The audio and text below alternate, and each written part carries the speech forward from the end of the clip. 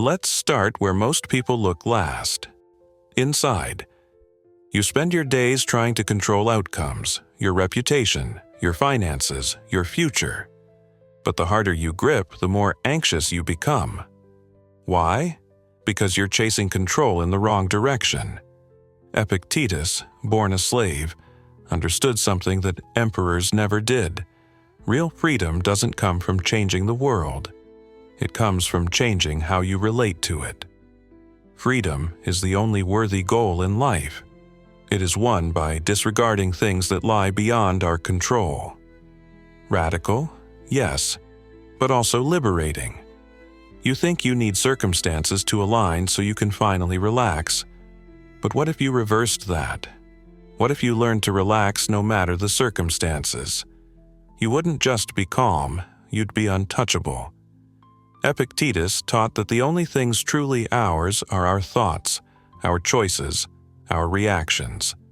Everything else, fortune, health, recognition, relationships, are gifts, not possessions. And to build your life around what you cannot own is to guarantee suffering. So ask yourself, what are you clinging to that was never yours? What battles are you fighting that you can simply walk away from? The modern world sells you false control. Algorithms, analytics, life hacks. But Epictetus offers something quieter and more real. Happiness and freedom begin with a clear understanding of one principle. Some things are within our control, and some things are not. Once you see that, your burdens start to fall. Not because life is easier, but because you are. This is the art of living. Not to win the outer war, but to disarm the inner one. Pain is real. But suffering? That's a story you tell. Epictetus didn't deny pain, he transcended it. He said, look closer. What's hurting you isn't the event itself, it's your judgment of the event. Men are disturbed not by things, but by the views which they take of things. You lost the job. You were betrayed. You were misunderstood. These are facts. But the belief that you are ruined, that you are worthless, that you'll never recover, that's the story, and that's where the suffering grows. Here's the hidden superpower Epictetus gives you. You can't always choose your pain, but you can always choose your response. Every moment you get to decide, will I resist or will I accept? Will I curse or will I learn?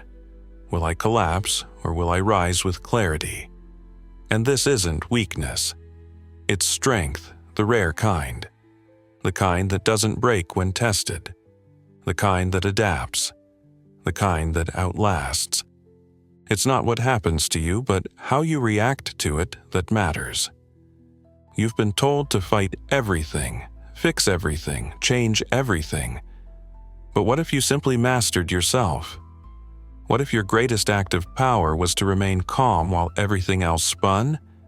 That's not resignation, that's resilience, and it changes everything. You've been told freedom means doing whatever you want, indulging every urge, breaking every rule. But Epictetus turns that upside down. No man is free who is not master of himself. Freedom, he taught, isn't the absence of structure. It's the presence of discipline. Not to impress others, not to punish yourself, but to align your actions with your deeper nature. The modern world treats discipline like a prison, but Epictetus saw it as a form of flight, a way out of chaos and into clarity. Because without discipline, your anger owns you, your impulses drive you, your ego writes checks your peace can't cash. Discipline, real discipline, doesn't cage you. It frees you from being a puppet of your passions. And in a world that wants you reactive, distracted, and exhausted, this is rebellion. You don't need to be cold, you need to be in control. That means saying no to what flatters your ego but starves your soul. Training your mind like a muscle, not an echo chamber. Choosing what is right, not what is easy.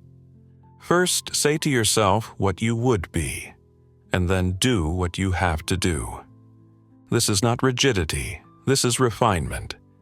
Because the person who knows what they serve and honors it is the rarest and most powerful kind of human. The one who is free, not by chance but by choice. You want peace, but you keep reaching for control. The irony? Peace begins the moment control ends. Epictetus didn't tell you to avoid life's blows. He told you how to absorb them with grace. Seek not for events to happen as you wish, but wish for events to happen as they do, and your life will go smoothly. Acceptance is not apathy, it's not giving up. It's recognizing what is and aligning yourself with reality instead of wrestling it endlessly. Because peace doesn't come from fixing the world. It comes from harmonizing with it. You can resist the rain, or you can learn to walk through it without getting soaked by your own frustration. You can fight the facts, or you can use them as the raw material of growth. This is not weakness. This is wisdom. Acceptance is power without pressure. It's saying, "This is where I am. Now, what can I do?" And in that moment, something shifts. You stop suffering because of what you can't change, and you start building with what you can. This is the highest art of living. Not just enduring life, but welcoming it. With calm, with clarity, with courage. Don't explain your philosophy, embody it. And so you do. Epictetus didn't promise a perfect life. He offered something better. A life you can navigate no matter the weather. Not by controlling everything, but by controlling the only thing that ever mattered, yourself. You may fetter my leg, but my will not even Zeus himself can overpower. This is the final frontier. When you stop being ruled by outside forces, when you stop begging for peace from a chaotic world and start cultivating it inside. You don't need applause. You don't need perfect circumstances. You need mastery of your inner state. When people praise you, stay grounded. When people insult you, stay centered. When life surprises you, stay calm. That's not indifference.